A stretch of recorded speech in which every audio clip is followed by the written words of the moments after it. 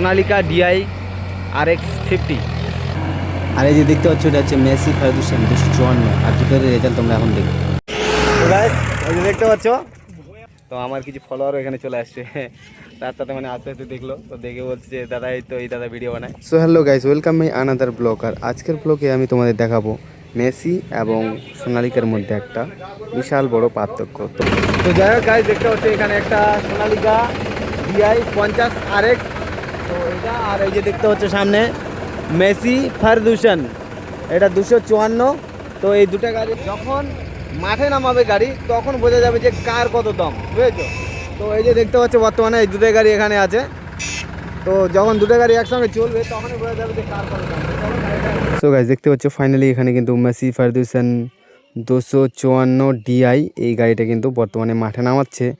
আর এখানে ছিল তাদের যে যে ইঞ্জিনিয়ার শোরুমের, সে কিন্তু গাড়িতে উঠে কাস্টমারকে দেখাই দিচ্ছে যে কীরকম চার্জটা হচ্ছে, সেটা দেখো তোমরা। ঠিক আছে, হাইয়ে 1 নাম্বারে বর্তমানে এই যে হাইয়ে 1 নাম্বারে দিল চার্জটা করার জন্য। ঠিক আছে, লোই 3 নাম্বার না, হাইয়ে 1 নাম্বার পাটের জমি।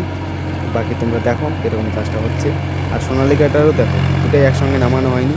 তো তার একটা বিশেষ কারণ হচ্ছে এটা, যে সেখানকার যে ড্রাইভার আর যেগুলো মালিক ছিল, ওনার ছিল, তাদের একটাই কথা যে যখন একটা গাড়ি টার্নিং নেয় তখন কিন্তু রোটারে কেন চারবে, রোটারটা বসিয়ে রাখতে হবে। আর রোটার বসিয়ে রাখলে কিন্তু গাড়ি অটোমেটিক বন্ধ হয়ে যেতে পারে।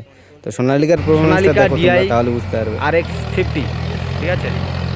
এই গাড়িটা এই যে সুকানের পাটের জমি, জানো তো তোমরা, পাটের জমি অ্যাকচুয়ালিতে মানে নরম হয়। হাইয়ে 1 নাম্বারে কোনো ব্যাপারই না চাষ করা। এই যে আমাদের দর্শকগুলো দেখতে পাচ্ছ।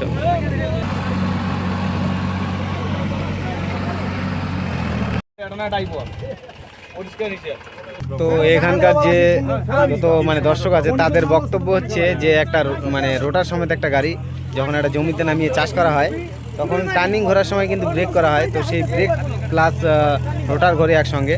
তো ফোনের যখন রোটার ঘোরা হয় তখন কিন্তু ব্রেকের সঙ্গে কিন্তু রোটারটা হালকা তুলে নিতে হয়। তো সেটা কেন তুলবে এরম বলছে। তো তোমরা একটু কমেন্টে জানাও যে মানে পাবলিকের একটা কথা, শোরুমের যে যারা আসছে, হ্যাঁ, সেলসম্যান অথবা আর অন্য যারা আসছে তাদের কথা আর একটা মেলে না, কথা মেলে না। ঠিক আছে, তো এইভাবে কখনো কম্পিটিশন হয় না। সব জায়গার মধ্যে গাড়িটা ঘোরাচ্ছে, সিঙ্গেল ব্রেক করে নিয়েছে। ভিডিও কর টোটাল ভিডিও কর।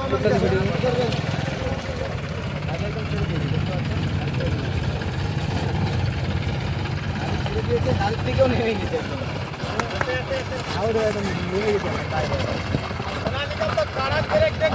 ছোট জায়গাটা ঘুরিয়ে দেখান, ব্রেকের দমে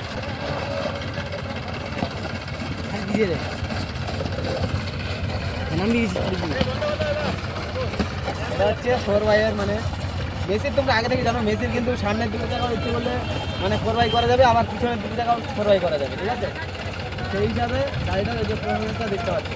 ঠিক আছে, পুরো রাস্তা দাম করে ঢাকা নাকা মানে ভিডিও তৈরি করতে এখন দেখতে পাচ্ছ।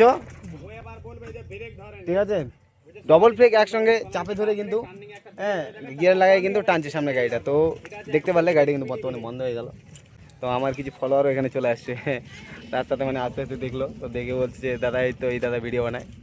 তো যাই হোক, ভিডিওটা যারা দেখছো একদম লাইক আর শেয়ার করে দিও, ছড়িয়ে দেবে একদম।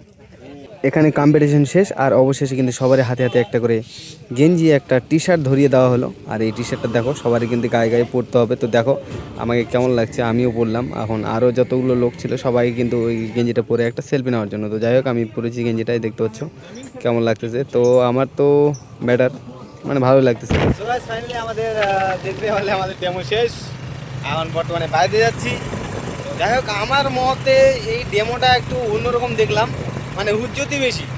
আশেপাশেকার যে ড্রাইভার অথবা মানুষের তাদের হুজ্জতি বেশি, এক একজনের একরকম কথা শুনে তো মাথাটাই নষ্ট।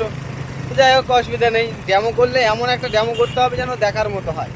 তো কখনো একটা গাড়ি নামাচ্ছে তো আরেকটা গাড়ি উঠাই নিয়ে চলে আসতেছে, ঠিক এরকম একটা ডেমো। তার মধ্যে দেখতে পেলেন লাস্ট ম্যাচ কী করবে ওরা।